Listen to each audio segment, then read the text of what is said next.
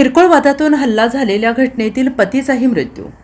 घटनास्थळी नागरिकांचा संताप. संशयित आरोपी फरीद शेखचे घर महापालिका प्रशासनाने पाडावे.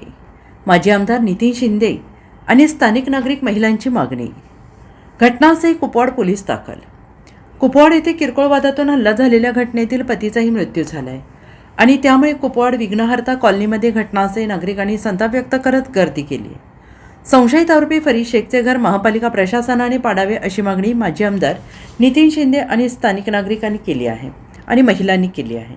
या पार्श्वभूमीवर कुपवाड पोलीसही घटनास्थळी दाखल झालेले आहेत. या आरोपीचे घर पाडण्यासाठी महापालिका प्रशासन सुद्धा दाखल होत असल्याने परिसरात तणावाची परिस्थिती आहे. सांगलीच्या कुपवाड येथे कचरा फेकण्याच्या किरकोळ वादातून पतीपत्नीवर हल्ला करण्यात आल्याचा प्रकार घडला.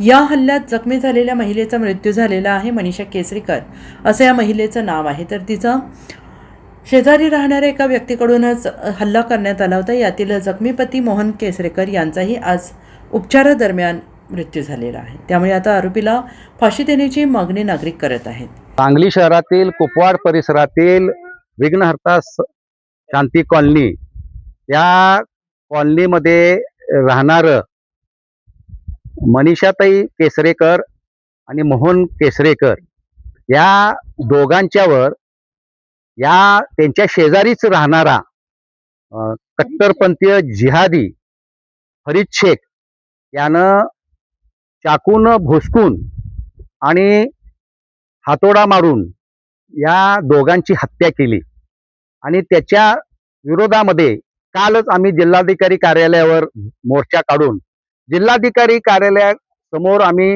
धिंगाणा घातला होता, मागणी केली होती.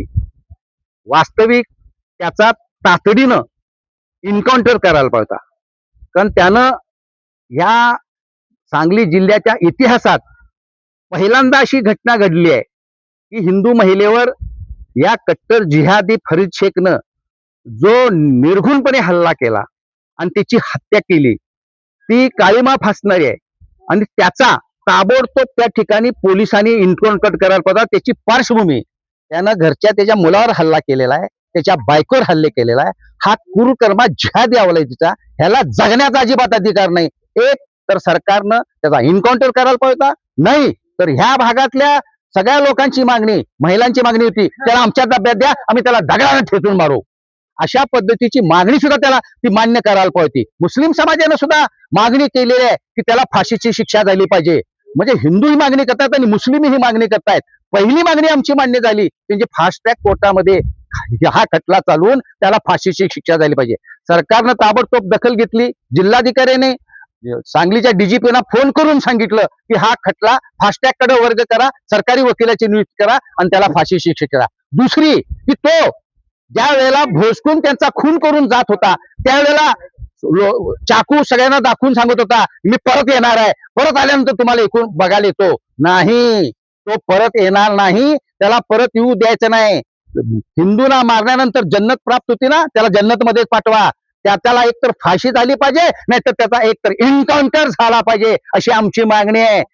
त्याचबरोबर त्याचं हे जे घर आहे, हे घर जमीनदोस्त करा, हे बेकायदेशीर आहे, महापालिकेची परवानगी न घेता बांधलेलं आहे आणि महापालिकेनं तातडीनं दुसरी मागणी आमची जी आहे की त्याचं घर जमीनदोस्त करा, बुलडोजर लावून उद्ध्वस्त करा की भविष्यात आमच्या कुठल्याही हिंदू माता भगिनीवर हात उचलायची हिंमत या जिहाद्यांची झाली नाही पाहिजे. आणि तो जर निर्णय घेतला नाही तर इथले नागरिक, विघ्नहर्ता शांती कॉलनीतले नागरिक त्या ठिकाणी ते सगळं उद्ध्वस्त करून टाकतील असा इशारा देतो. Bureau report SBN Marathi Kupwad.